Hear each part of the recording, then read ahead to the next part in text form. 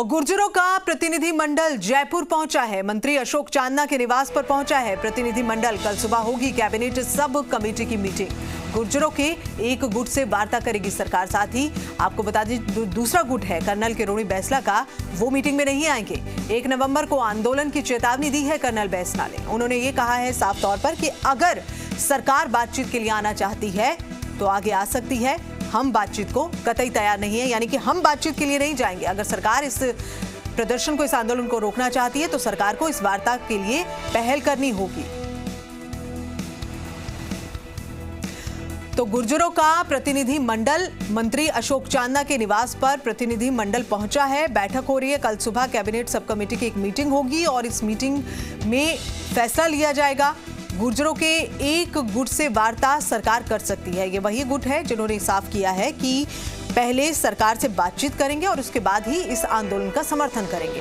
लेकिन दूसरा गुट, जैसे हम लगातार आपको जानकारी दे रहे हैं, साफ कर चुका है कि हम इस वार्ता के लिए नहीं पहुंचेंगे, किसी भी वार्ता के लिए नहीं पहुंचेंगे।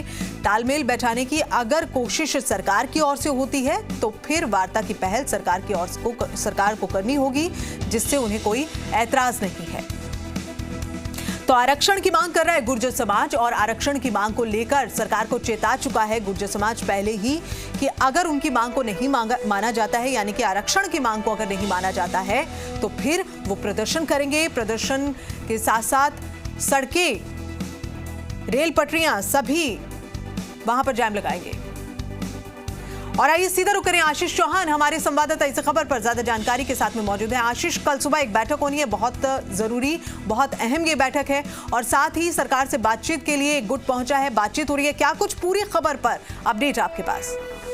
देखिए, गुर्जरों का एक प्रतिनिधि मंडल अभी बयाना से जयपुर पहुंच चुका है, लेकिन रात देरी से होने की वजह से ये मीटिंग अब कल सुबह रखी गई है। कल सुबह कैबिनेट सब कमेटी की मीटिंग रखी गई है, जिसमें मंत्री अशोक चांदना रहेंगे, मंत्री रघु शर्मा रहेंगे और सरकार के जो तमाम अधिकारी है वो इस मीटिंग में मौजूद रहेंगे। देखिए, इस मीटिंग में सबसे अहम बात ये है कि इस मीटिंग में वे गुर्जर समाज के प्रतिनिधि शामिल हो रहे हैं। जो अड्डा गांव के आसपास के जो सरपंच है, वो तमाम जो प्रतिनिधि है वो इस मीटिंग में शामिल हो रहे हैं। तो ऐसे में कर्नल किरोड़ी सिंह बैंसला को ये बड़ा झटका है, क्योंकि आंदोलन कहीं ना कहीं कमजोर ना पड़ जाए ये इन प्रतिनिधि मंडल के यहाँ आने से, क्योंकि कर्नल किरोड़ी सिंह बैंसला ने ये साफ कर दिया था कि वे सरकार से वार्ता नहीं करेंगे, लेकिन उन्हीं के समाज के प्रतिनिधि मंडल सरकार से वार्ता के लिए पहुंचे हैं और रास्ता निकालने का, हल निकालने का पूरी तरह से प्रयास कर रहे हैं। एक तरफ कर्नल किरोड़ी सिंह बैंसला ने ये ऐलान कर दिया है कि 1 नवंबर से वे राजस्थान में चक्का जाम करेंगे, पीलूपुरा से इसकी शुरुआत की जाएगी। लेकिन दूसरी तरफ कहीं ना कहीं देखा जाए तो आंदोलन को कमजोर किया जा रहा है और आंदोलन कमजोर कर रहे हैं उन्हीं के समाज के जो लोग हैं। आशीष, अगर ये आंदोलन इसी तरह से कमजोर होगा तो फिर ये आरक्षण की मांग और साथ ही आंदोलन सफल कैसे होगा? अगर इसी तरह से गुट बटे रहे तो फिर ये तालमेल नहीं बैठेगा। तो आरक्षण पर अब बैंसला की क्या टिप्पणी है इस पर लेकर?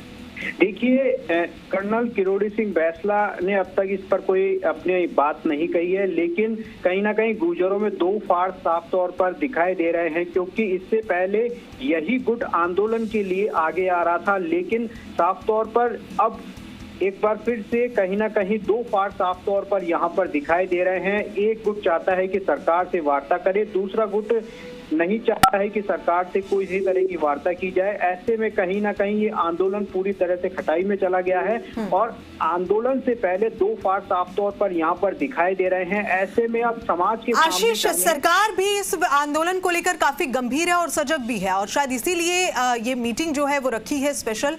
क्या कुछ आसार बनते नजर आ रहे हैं सरकार की ओर से? क्या जो मांगे मानी जा? जी देखिए, राज्य सरकार की तरफ से लगातार प्रयास किए जा रहे हैं। इससे पहले भी गहलोत सरकार के जो मंत्री है अशोक चांदना, वे भी महापंचायत में पहुंचे थे और उससे पहले भी तमाम तरह की जो गुर्जरों के साथ जो वार्ता थी वो की जा रही थी और सरकार ने 3 प्रमुख मांगे मानी भी थी। पहली मांग जो थी वो बैकलॉग की भर्तियों को लेकर के थी कि उसको लेकर के आश्वासन दिया था कि तमाम जो बैकलॉग की भर्तियां हैं उनको पूरे करने का सरकार पूरी तरह से प्रयास की जाएगी। लेकिन कहीं ना कहीं ये असंभव है कि उन्हें 4% आरक्षण का लाभ बैकलॉग की भर्तियों में दिया जाए। लेकिन जो मांग थी वो तमाम जो 3 मांगे उनकी मानी गई थी, जिसको लेकर के लगातार सरकार यही प्रयास कर रही है कि बात से बने। लेकिन अभी तक जो कर्नल किरोड़ी सिंह बैंसला है, उन्होंने साफ तौर पर ये कहा है कि वे लगातार जो है आंदोलन करेंगे और 1 नवंबर से उन्होंने ये ऐलान भी कर दिया है कि पीलूपुरा में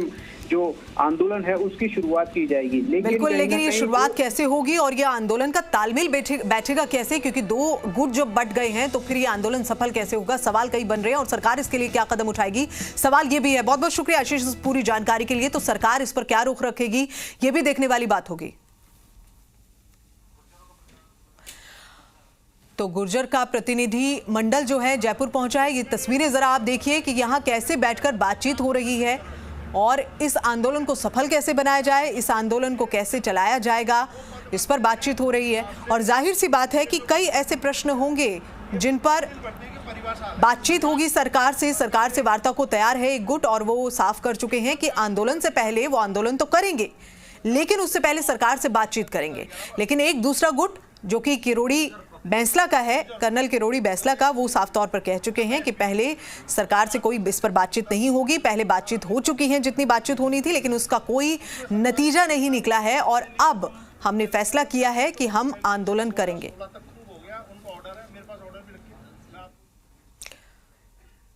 और राजस्थान में एक बार फिर से गुर्जर आरक्षण की आग लगने जा रही है। गुर्जर समाज के मुखिया कर्नल किरोड़ी सिंह बैंसला ने 1 नवंबर से भरतपुर में आरक्षण के लिए गुर्जर आंदोलन का ऐलान कर दिया है। पीलूपुरा के बयाना में